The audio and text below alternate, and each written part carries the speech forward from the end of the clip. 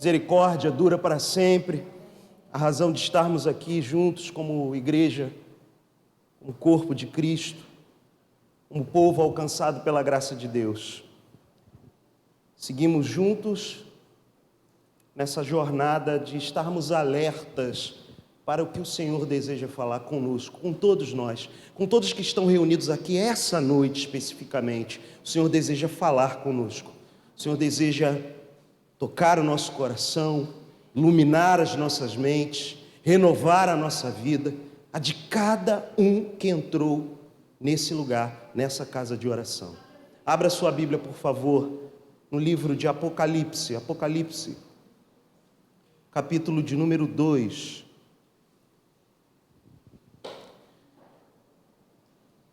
Uma oportuna palavra, Apocalipse 2, versos de 1 a 7,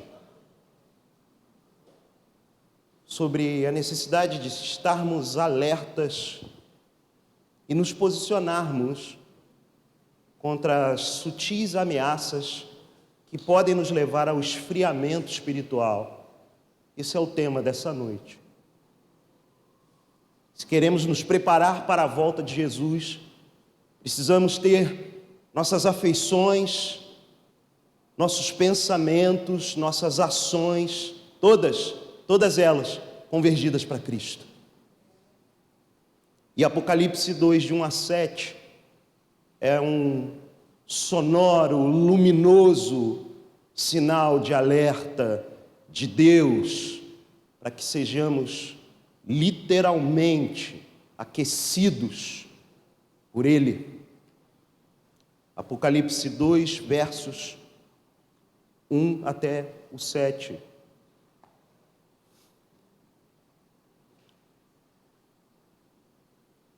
Ao anjo da igreja em Éfeso, escreve: estas coisas diz aquele que conserva na mão direita as 7 estrelas e que anda no meio dos 7 candeeiros de ouro.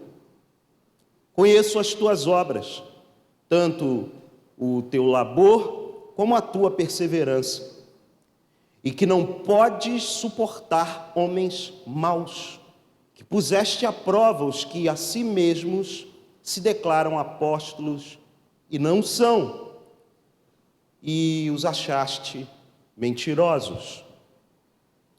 E tens perseverança e suportaste provas por causa do meu nome, e não te deixaste esmorecer.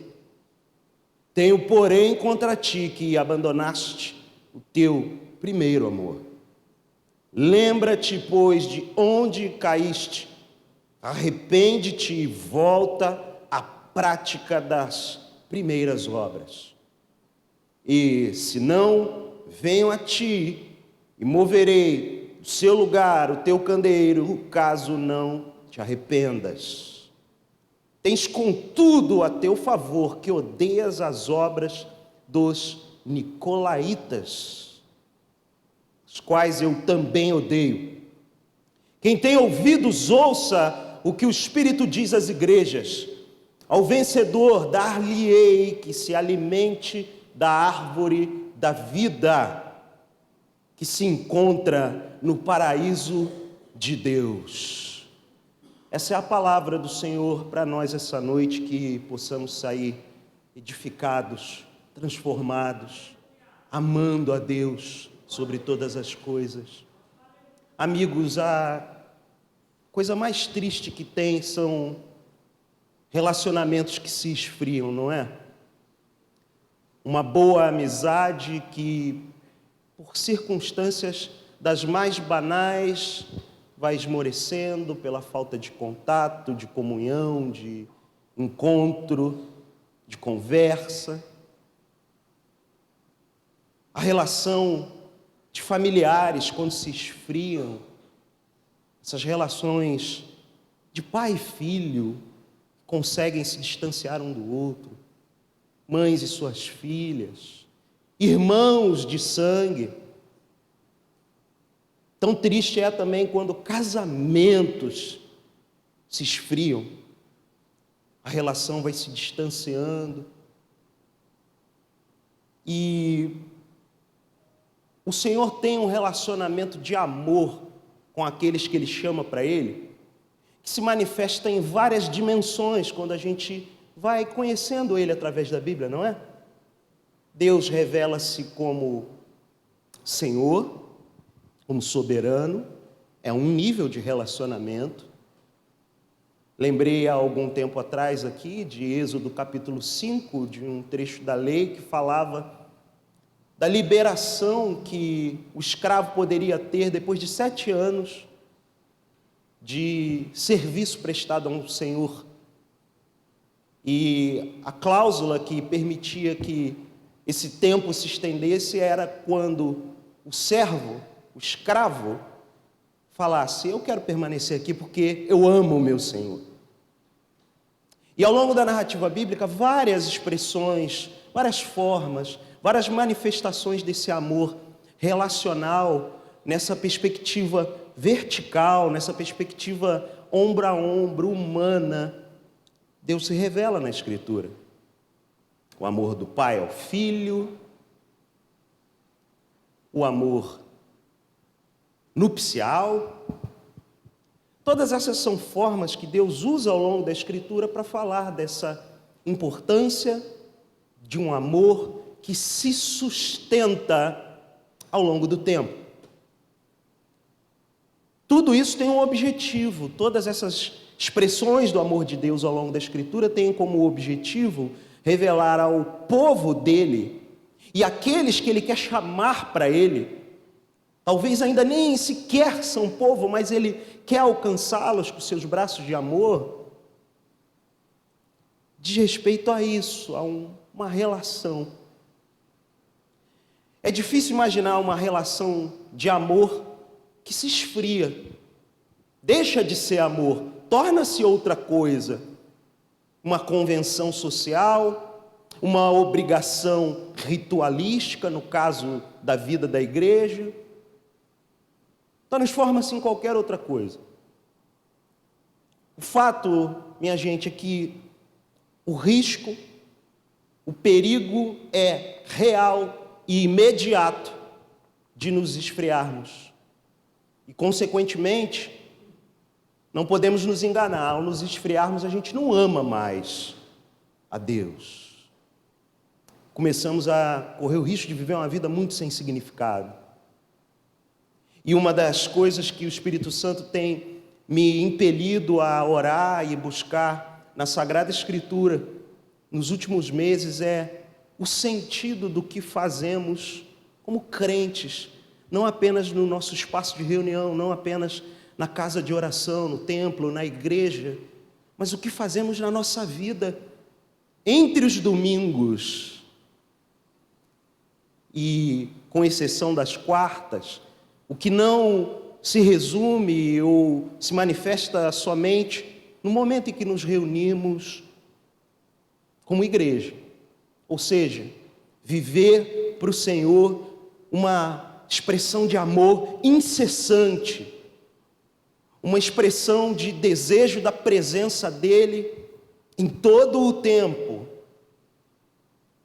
E se existe algo em que nós, como igreja, precisamos estar alertas, nos preparando para a volta de Jesus, como essa série propõe. A gente hoje encerra a primeira parte dela, como o Bispo Weber falou, a partir da próxima semana, entrada no próximo mês, entramos na segunda parte. Mas é necessário, no término dessa parte 1 dessa série, falar desse sutil risco do esfriamento da nossa relação, do nosso relacionamento com o nosso Deus. Até porque tal esfriamento é um sinal do princípio das dores. Esfriamento não de todos, mas de muitos. E o texto que nós lemos, o texto diante de nós em Apocalipse capítulo 2, versos 1 a 7, é um alerta, é um grande sinal de alerta. E como trata-se da Sagrada Escritura, eu creio que tem muita coisa para ouvirmos, aprendermos, interpretarmos e buscar, nas lições contidas no texto, aprender a viver de um jeito que agrade aquele que tanto nos ama, aquele que tanto faz por nós, aquele que tanto é a razão de estarmos aqui vivos, respirando de olhos abertos, o nosso Deus, o nosso Senhor Jesus. E é a primeira de 7 cartas que surgem de uma experiência com a presença de Deus, que o apóstolo João, que tinha uma responsabilidade de cuidar de 7 igrejas locais na região da Ásia Menor, naquele tempo, por volta do ano 90 depois de Cristo, mesmo em seu exílio na ilha de Patmos, em razão da sua obediência a Deus, o martírio para o apóstolo João se manifestou numa prisão, numa ilha isolada. Mas mesmo lá ele ainda tinha uma responsabilidade diante da presença de Deus com as igrejas sob as quais ele havia de instruir. João tem uma visão de Jesus glorioso. No capítulo 1, logo antes, dos versos 9 ao verso 20 do primeiro capítulo, a presença de Deus é manifesta diante dos olhos de João. E desde essa presença, a partir da manifestação da presença de Jesus glorioso, ele ouve a mensagem que precisa ser enviada àqueles que têm a responsabilidade de serem os mensageiros do Evangelho naquelas igrejas espalhadas pela Ásia Menor, 7 igrejas. E o que vamos ler agora, mais uma vez, é a carta para a primeira dessas congregações, a primeira dessas igrejas, a igreja em Éfeso. Muitos de nós conhecemos. Existe um livro, uma carta, uma correspondência, escrita pelo apóstolo Paulo, direcionada a essa igreja. Carta aos Efésios. Atos dos Apóstolos mostra para a gente como essa igreja nasceu. Enfim, a gente tem uma documentação bíblica para nos apontar como é essa igreja, como ela nasceu, como ela estava se desenvolvendo sob a instrução do apóstolo Paulo, e como ela está nesse período aqui, aproximadamente 30 anos depois de ter sido plantada, depois de ter nascido, aproximadamente 30 anos. O texto diz o seguinte: ao anjo da igreja em Éfeso escreve estas coisas. Diz aquele que conserva na mão direita as 7 estrelas e que anda no meio dos 7 candeeiros de ouro. Então, o texto começa com o apontamento para o destinatário dessa carta, para quem ela vai. Ao anjo da igreja em Éfeso escreve. O próprio Senhor dá uma palavra a João, que está tendo essas visões que são registradas no livro de Apocalipse, que também significa revelação. Portanto, são revelações direto da fonte pura, da água pura do rio de Deus. E ele começa a ouvir o que precisa ser transmitido para os mensageiros das igrejas, em especial, no texto que lemos, da igreja em Éfeso. Ao anjo da igreja, leia-se aqui ao mensageiro da igreja em Éfeso. Podemos interpretar como presbítero, pastor, o docente responsável por trazer o ensino e a proclamação do evangelho naquela igreja. É uma carta que visa tratar com a liderança da igreja em Éfeso. E quem fala essas coisas, é muito importante nos atentarmos ao autor da carta. O autor não é João. João também é só um mensageiro. é um carteiro, ele vai entregar apenas, ele não escreveu. Nesse caso, ele só faz a intermediação da palavra direta de Jesus, que é identificado como aquele que conserva na mão direita as 7 estrelas e que anda no meio dos 7 candeeiros de ouro.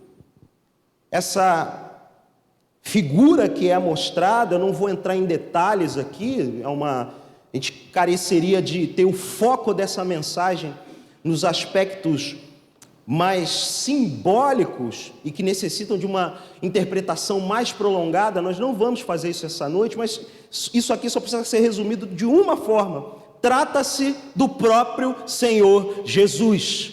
Trata-se do próprio Deus, aquele que conserva na mão direita as 7 estrelas e que anda no meio dos 7 candeeiros de ouro.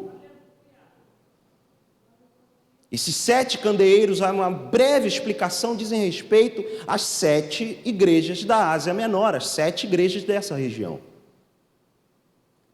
E o verso 2 começa, versos 2 e 3, a nos descrever como era essa igreja, como era essa comunidade de fé, como era essa congregação de santos redimidos, reunidos na Ásia Menor. Verso 2, conheço as tuas obras. O texto deixa claro que Jesus sabe como é a vida daquela igreja, tanto o teu labor como a tua perseverança, e que não podes suportar homens maus, e que puseste à prova os que a si mesmos se declaram apóstolos e não são, e os achaste mentirosos. Vejam o olhar criterioso, a prática criteriosa, a conduta certeira da igreja em Éfeso. Uma igreja posicionada num lugar, numa cidade extremamente idólatra, confusa e profundamente influenciada por todo tipo de coisa que desviava o olhar daqueles que deveriam estar fixos em Jesus.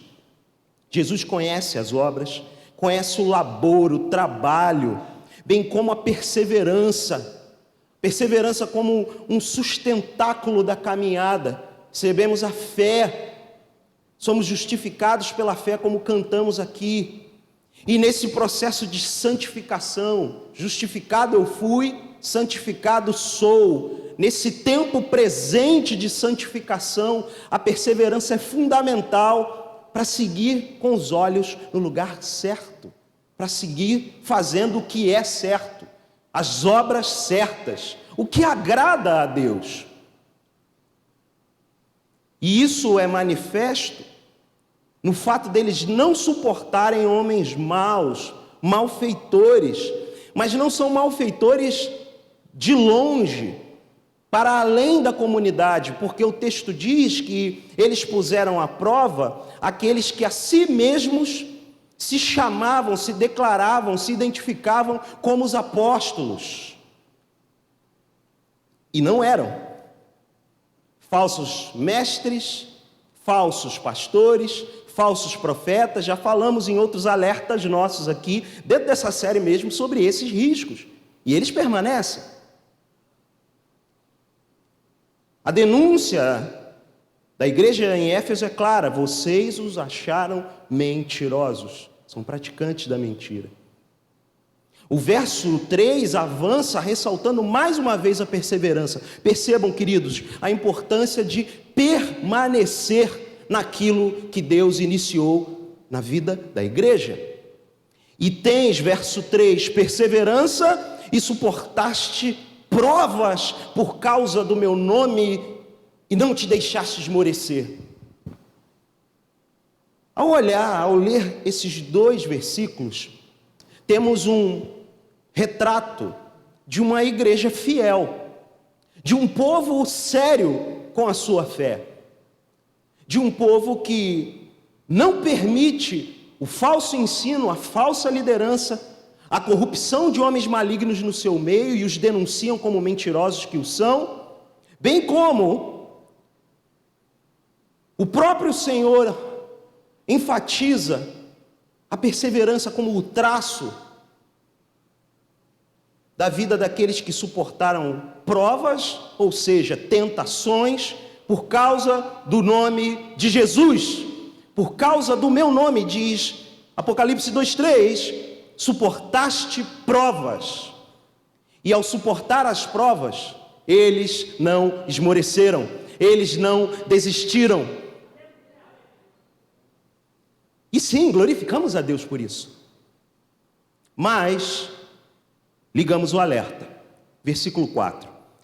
Tenho, porém, contra ti.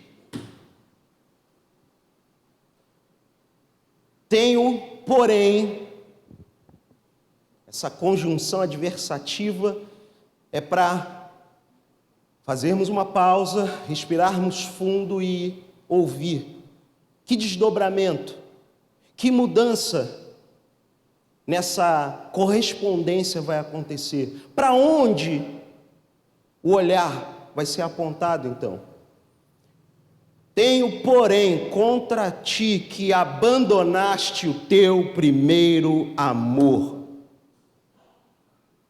Aí, você pense comigo, amigo, amiga, gente querida, meus irmãos,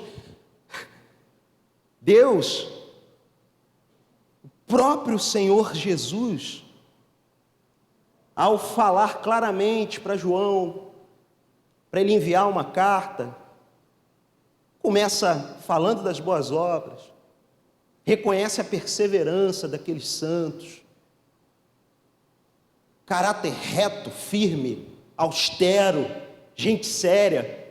A gente não fala isso muitas vezes. Eu quero fazer parte de uma igreja séria. A gente procura uma igreja séria, gente de Deus, gente fiel na palavra, gente que suporta prova por causa do nome de Jesus. A igreja do Senhor, igrejas sérias, passaram nesses mais de 2 últimos anos grandes provas por causa do nome de Jesus, de permanecer. Quantas igrejas, infelizmente, não suportaram a prova e esmoreceram? Então, quando lemos o relato dos versos 2 e 3, a gente está lendo, acompanhando o texto e pensando, que igreja séria. Eu queria fazer parte dessa igreja. Eu queria ser parte da igreja de Éfeso. Mas o verso 4 liga o alerta para a gente. Eles abandonaram o primeiro amor. O texto é muito claro. Eles abandonaram o amor original. O amor esfriou. A relação entrou no automático. Verso 4, mais uma vez, muita atenção. Tenho, porém, ou seja, a despeito das qualidades ressaltadas nos versos 2 e 3, eu tenho um problema com vocês. Existe um problema. Vocês abandonaram o teu primeiro amor. Jesus, em Mateus 25, versículo 12, no seu grande sermão profético, que sempre temos lembrado aqui, o Espírito Santo tem impulsionado a nos lembrarmos das palavras de Jesus, e isso precisa ser levado a sério, irmãos. Pelo multiplicar da iniquidade, o amor de quase todos vai esfriar no princípio das dores, na preparação do caminho para a volta de Jesus. É profético que o amor entre muitos vai esfriar. E Jesus não está falando tão somente do amor verticalizado entre irmãos e irmãs na comunidade de fé. O problema é mais profundo. A raiz do problema é de fato vertical, irmãos. Perdão, horizontal é aqui, vertical é aqui. O problema é esse amor vertical que está comprometido. O problema não era a comunhão dos santos.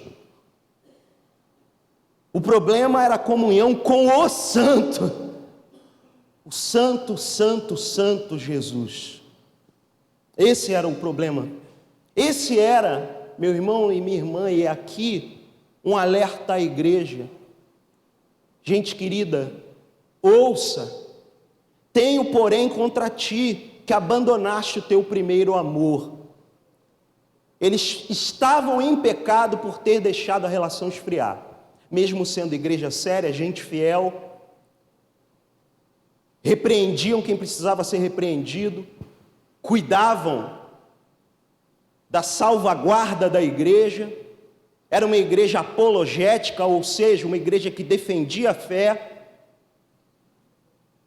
suportavam provas, talvez até mártires haviam naquela igreja, e gente que não esmoreceu, mas eles abandonaram o primeiro amor, deixaram para trás, e isso é pecado.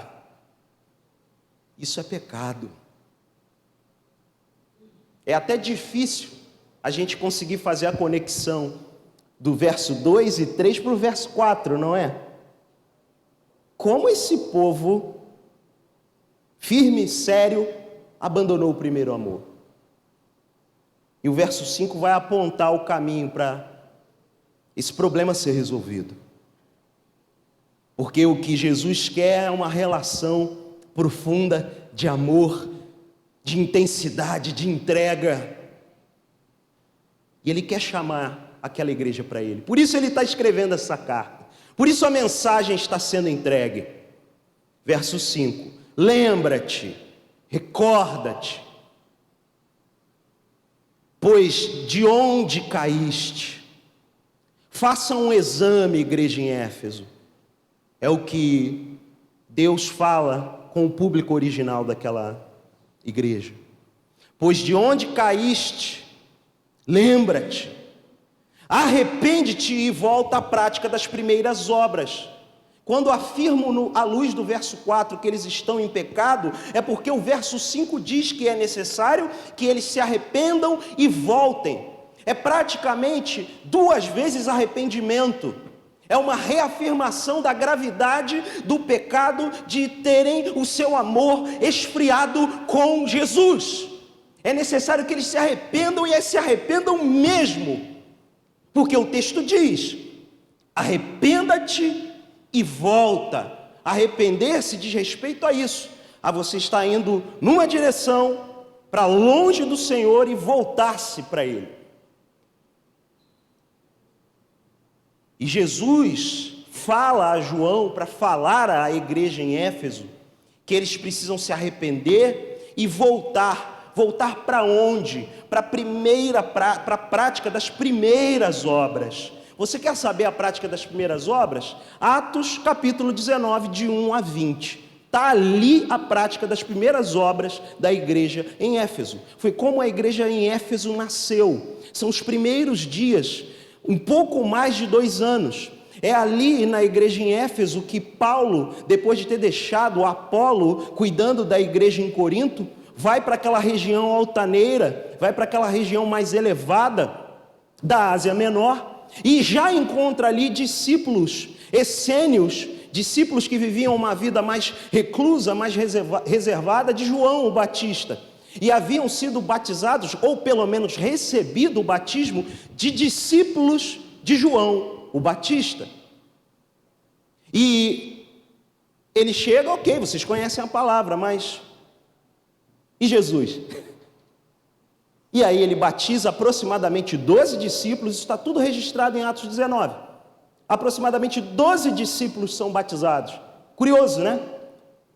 Uns 12, porque o texto diz uns 12 discípulos, então não é preciso. Aproximadamente 12 discípulos. E ali a igreja começa a se desenvolver. Paulo começa a pregar o evangelho e ensinar a palavra de Deus durante 2 anos seguidos. Por isso eu digo, Atos 19 relata aproximadamente 2 anos, um pouco mais de 2 anos, da história dos primeiros dias das primeiras obras de Éfeso, da igreja em Éfeso. Uma localidade idólatra, pagã, complicadíssima, mas é dali daquele lugar que surge um povo sério, vibrante nos seus primeiros dias, onde o poder de Deus se manifestava de maneira fluente entre eles e a palavra de Deus era pregada poderosamente entre eles. Poder e palavra, isso é o que resume o nascimento, as primeiras obras da igreja em Éfeso. Atos 19:20 diz sobre Éfeso: assim a palavra do Senhor crescia e prevalecia poderosamente. Essas eram as primeiras obras que Jesus queria que a igreja em Éfeso voltasse para elas: poder e palavra. Parte B do verso 5: e se não venham a ti, e se não venham a ti, e moverei do seu lugar o teu candeeiro mencionado anteriormente, caso não te arrependas. Ou seja, o chamado ao arrependimento, a resolução do problema, que passa pelo reconhecimento da condição e uma ação diante desse reconhecimento, é o que Jesus exige da igreja em Éfeso. Vocês querem uma relação de fato, verdadeira, amorosa comigo? Verso 5: lembra-te, pois, de onde caiu. Pense, a igreja, volta a dizer, versos 2 e 3, é uma igreja séria, é uma igreja austera. Provavelmente era uma igreja reformada, antes da reforma protestante acontecer. Paul Washer devia pregar nessa igreja. Era uma igreja muito séria, bíblica, martírica, porque eles suportaram provas, como diz Apocalipse 2:3, por causa do nome de Jesus. Não esmoreceram, mas eles abandonaram o primeiro amor, portanto, caíram.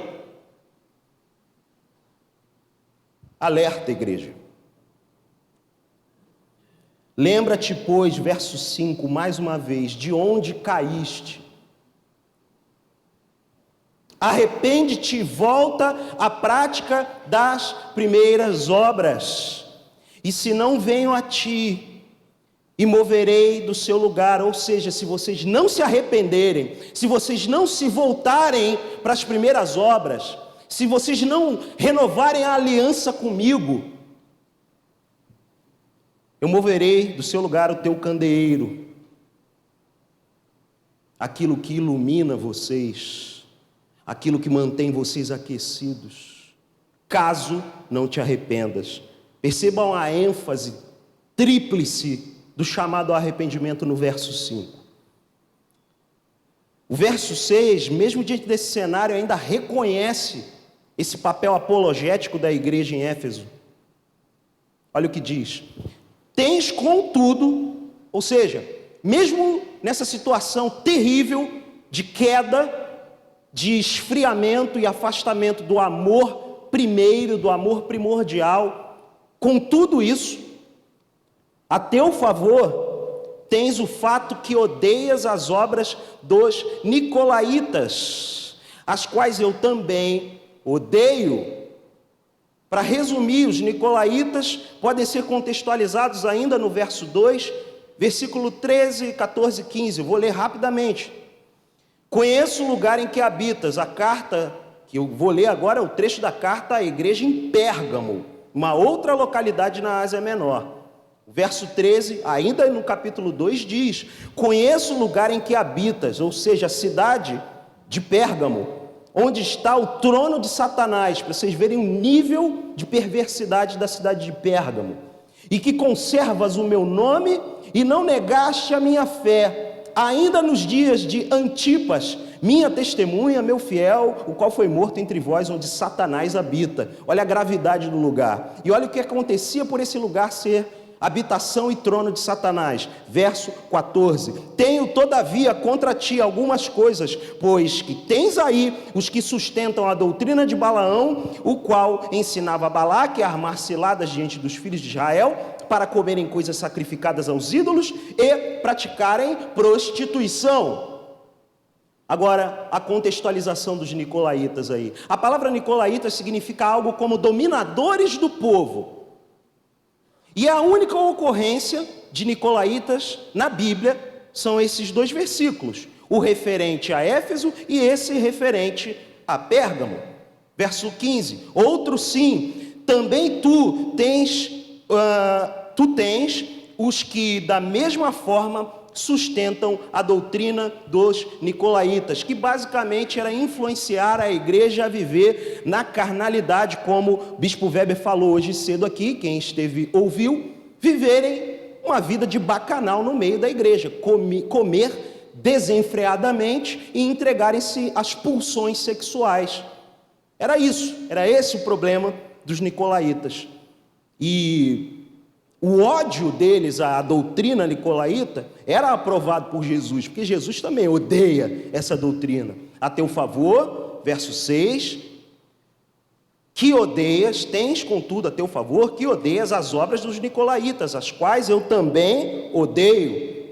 Quem tem ouvidos, verso 7, encerrando com a presença de Deus, quem tem ouvidos, ouça o que o Espírito diz às igrejas. Ao vencedor dar-lhe-ei que se alimente da árvore da vida, que se encontra no paraíso de Deus, fazendo menção lá a Gênesis capítulo 2, verso 9, a árvore que ficava no centro do jardim do Éden, onde ali havia a centralidade da presença de Deus, a árvore da vida. E aqui encerra o recado. Aqui encerra o recado para Éfeso. E como entendemos, a palavra de Deus revelada, compilada, ela tem uma funcionalidade e uma utilidade que se estende para nós até hoje. E agora nós vamos olhar esse texto não imaginando o problema da igreja de Éfeso. Eu quero que você comece a pensar no que ouvimos, imaginando a nossa igreja. Gente amada, povo muito, muito querido dessa igreja local, gente que nos visita. O que lemos aqui é o relato de uma igreja que teve um esfriamento espiritual. É um grande risco. Igreja séria, igreja de Deus, igreja da palavra. A ICNV Vila é uma igreja séria, uma igreja de Deus e uma igreja da palavra.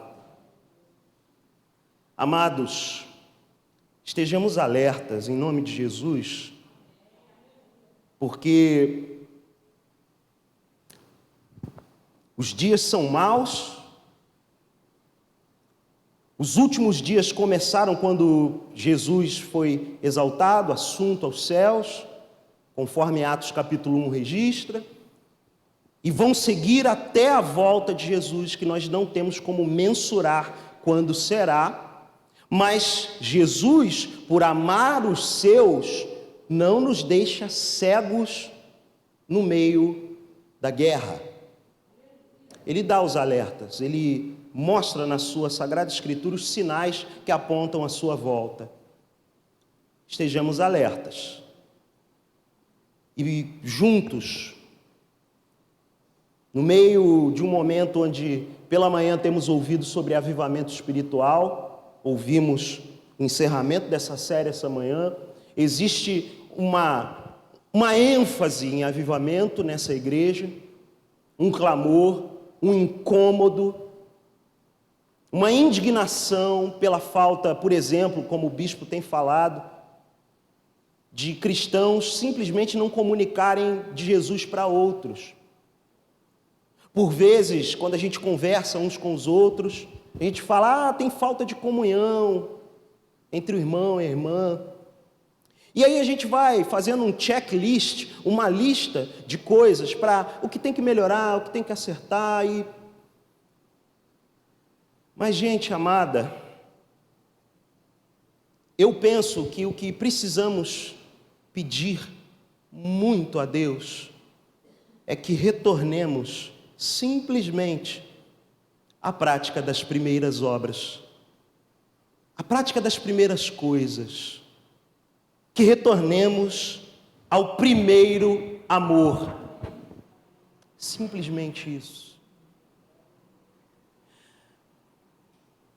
as artimanhas de Satanás, do inimigo das nossas almas ao nosso redor, são tais que elas conseguem desviar o foco e fazer com que gente sólida na palavra e na prática se esfrie. O século presente é tal que a gente fica aqui literalmente numa trincheira, um armamento antiaéreo espiritual para lidar com toda essa guerra ao nosso redor. E toda essa ação do inimigo das nossas almas contra a igreja pode fazer que mesmo gente séria, gente austera, gente casta, gente que anda de acordo com a ética cristã, de maneira alinhada, com tudo isso, e Jesus olha, aprova e abençoa essa perseverança e esse ódio contra falsas doutrinas, mas ele tem contra a igreja que esfria o seu amor um problema. Ele tem algo contra igrejas que esfriam o seu amor. Eu não tenho o termômetro do amor dos senhores e senhoras por Jesus. Eu não posso fazer isso. O que eu tenho que lutar é pelo meu amor a Jesus e o da minha esposa. Nossa casa como casa de oração a Ele. A gente que tem que resolver. Eu tenho que dar conta de mim mesmo nesse âmbito. Mas quando penso em igreja, penso na condição da igreja nesse período da história, nesse período do tempo, da igreja brasileira, que na minha parca opinião, parece adormecida na luz, como dizia um avivalista da década de 70, Keith Green. Ele dizia lá nos anos 70 sobre cristãos americanos de classe média, com uma vida relativamente confortável, que eles eram como pessoas adormecidas na luz. Têm a presença de Deus, têm todas as benesses da presença de Deus, mas vivem como adormecidos. Me parece que a situação da igreja evangélica é essa. E nossa igreja é uma igreja evangélica. Nós não somos melhores que ninguém. O risco do amor esfriar, amados, se é que ele não está esfriado entre nós, precisa ser observado com zelo. E a gente precisa voltar ao primeiro amor. A gente precisa voltar a Ele. Isso não é sobre uma mensagem, um sermão aqui essa noite. Isso não é sobre uma série. Isso não é sobre atividades que a gente possa fazer e promover. Isso é sobre uma vida com Ele. Isso é sobre entender o propósito maior da nossa vida, que é glorificar o nome dEle e deleitar-se nisso, encontrar prazer nisso, ter amor com Jesus. Senão, a gente simplesmente vai continuar forçando a barra, usando a expressão popular. Porque o que me parece muitas vezes é isso. A gente tem que ficar clamando, pedindo, quase que implorando para pessoas virem à reunião. Por que isso acontece? Será que não é porque tem muitas outras prioridades? Será porque a agenda está muito cheia? Com muito temor e tremor, irmãos, eu falo com vocês, retornemos ao primeiro amor. Retornemos ao primeiro amor.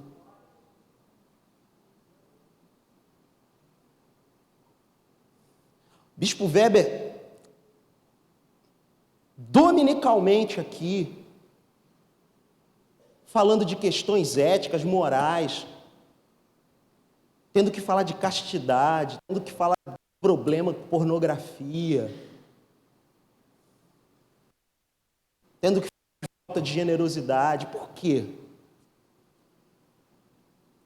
Será que o amor não está frio, irmãos?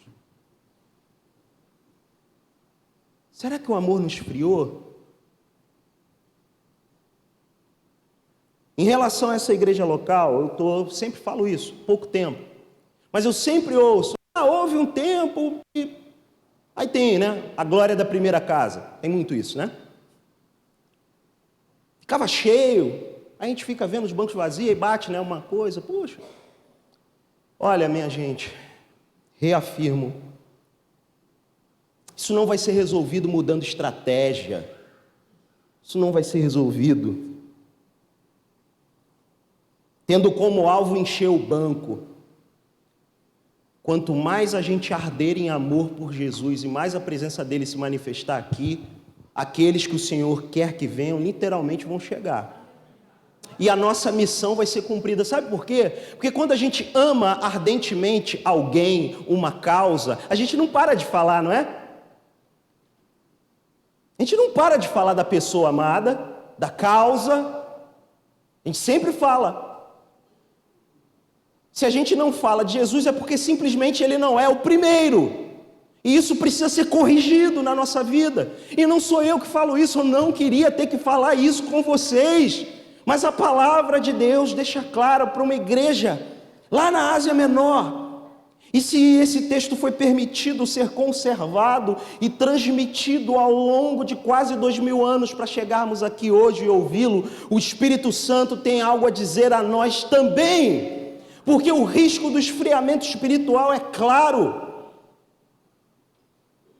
Eu leio esses versículos e tremo diante das similaridades com o nosso contexto, com a nossa realidade. Alerta, igreja, igreja, fique alerta. Sabe por que a gente fala coisas do tipo, que a gente fala em tom de piada, por vezes. Jesus vai voltar, e sobretudo o pessoal mais jovem. Jesus, será que ele vai voltar antes de eu casar? Eu quero casar aí. Tem tanta coisa que eu queria, pessoalmente, humanamente, fazer antes de Jesus voltar a realizar.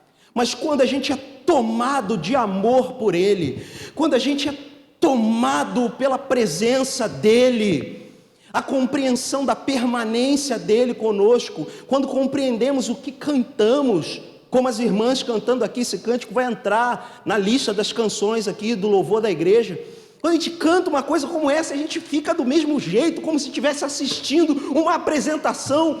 O nosso amor esfriou e alguma coisa precisa ser consertada em nós, e o Espírito Santo precisa fazer essa obra.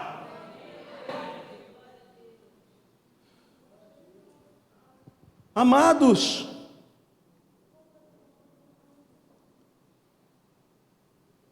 precisamos voltar às primeiras práticas. Quais eram as práticas da igreja em Éfeso? Mais uma vez, Atos 19, 20. Assim, a palavra do Senhor crescia e prevalecia poderosamente. Havia palavra e havia poder. Palavra e poder. Não apenas palavra, mas palavra e busca pela presença manifesta de Deus. No caso do registro do nascimento da igreja em Éfeso, em Atos 19, manifestações do poder de forma sobrenatural, com sinais e maravilhas, pessoas falando em línguas, enfermos sendo curados, gente profetizando. Foi a manifestação do poder lá, pode ser a manifestação do poder aqui também. Como pode ser quaisquer outras manifestações. O ponto não são os sinais necessariamente prodígios, mas a própria presença do poder de Deus, que quebra o nosso coração, que mói o nosso coração, que nos quebranta. Isso precisa mudar a nossa vida. Estudando na preparação dessa mensagem com muito zelo e muito cuidado, eu não quis me valer de muitos recursos, mas passando em outro trabalho que eu estava fazendo, comentário do célebre pregador britânico Martin Lloyd Jones sobre os Romanos, sobre a carta aos Romanos. Martin Lloyd Jones, a leitura do livro, como vocês devem lembrar, foi a que inspirou o bispo a começar a série de avivamento espiritual aqui. E Lloyd Jones falou uma coisa muito profética, eu só posso definir dessa forma. Num comentário aos Romanos ele disse o seguinte: fico a perguntar se o maior problema da igreja cristã hoje, e o digo com temor e tremor mesmo entre os cristãos, não é que somos escravos do decoro. O que ele está dizendo? Talvez um maior problema da igreja cristã hoje, lá na década de 1950, era a igreja ser muito decorosa, ter muito decoro. Escravos do decoro, Lloyd Jones diz. E ele continua: somos por demais polidos, por demais dignos, por demais finos. Parece que temos muito medo que de repente o Espírito Santo desça sobre nós e que que alguns de nós, nos tornemos um tanto aturdidos, porque esse tipo de coisa acontece nos avivamentos, como vocês sabem. E eu li as palavras do doutor, como era conhecido, esse pregador britânico, Lloyd Jones, e pensei, meu Deus! Algumas semanas eu li e essa semana eu passei de novo. Será que a gente não é escravo do decoro? Será que a gente não está polido demais? Digno demais? Fino demais? Teológico demais? Filosófico demais? Sábio demais? Ou achando que estamos sábios demais? Mantemos o rigor, mantemos a defesa da fé, a apologética, a palavra bonita, sofisticada, mas abandonamos a prática das primeiras obras, abandonamos o fervor, as lágrimas grossas descendo quando oramos, abandonamos, ou no máximo fazemos isso num culto que muitos de nós acabamos elegendo na quarta-feira como o culto mais pentecostal. E não se trata de ser culto pentecostal ou não, irmãos, se trata de vida com Deus e vida de amor a Deus, de corações aquecidos. Sim, a palavra ela faz isso na vida da gente. A palavra não pode ser enxergada dessa forma compartimentada. O meu cérebro lê a palavra e o meu coração ora. Não, Deus olha para nós como um e trata de nós com a palavra e o seu poder, nos renovando o entendimento, para que a nossa vida seja vida de fato em abundância, não essa vida sobrevida, essa vida medíocre, ou seja, mediana, essa vida mirrada. A gente não foi chamado para isso. Volto a dizer com muito temor e tremor, não queria tratar nesses termos, mas amados, precisamos voltar à prática das primeiras coisas, precisamos clamar por uma busca intensa da palavra e do poder de Deus, fazer isso juntinho, como povo de Deus, como filhinhos amados, assentados à mesa com o Pai, ouvindo dEle, honrando os nossos guias, honrando a liderança, clamando junto, chorando junto, aprendendo junto da palavra. Não basta apenas sermos criteriosos e odiarmos as obras dos nicolaítas, as obras dos falsos mestres e das falsas doutrinas. Se o nosso amor se esfria, estamos em pecado. Não basta ser apenas decoroso, temos que ser profundos no amor por Deus, porque uma vez que o Espírito Santo incendeia o nosso coração de amor e faz a gente arder para Ele, e literalmente perder o decoro,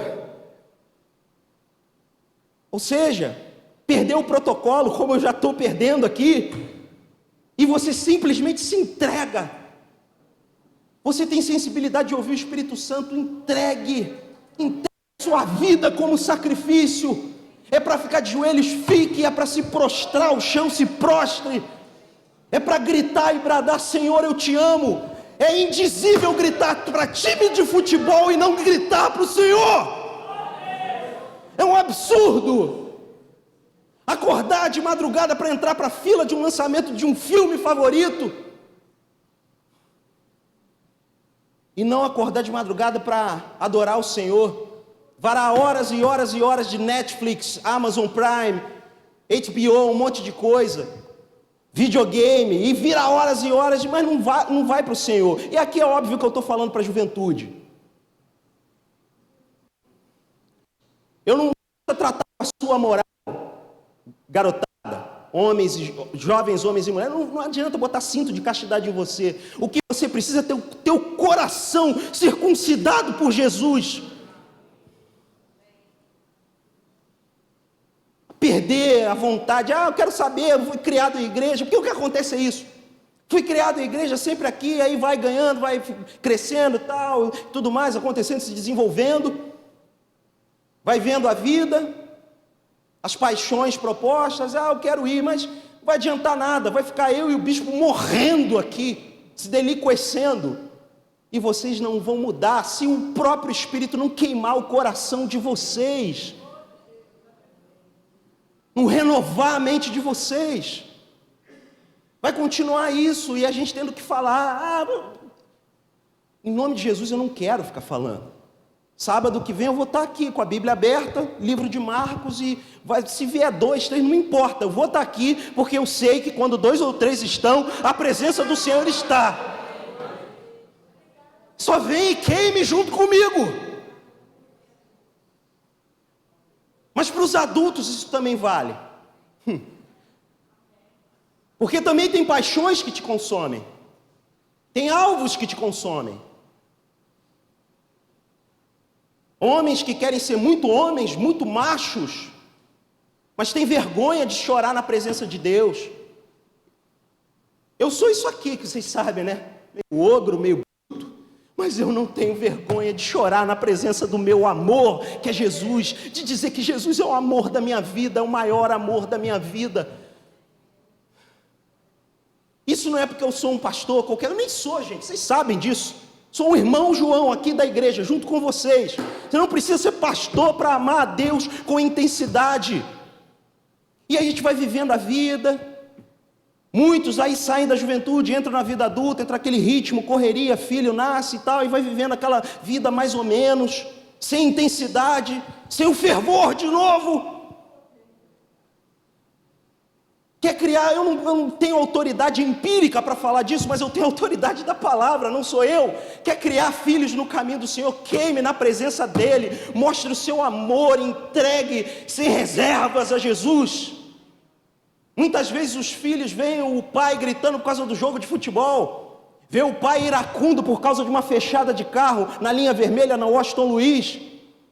O que será de crianças que veem os pais derramando lágrimas grossas e quentes na presença de Jesus e olhando, que isso, papai? Isso é o amor do Abba Pai na minha vida, meu filho, receba como herança.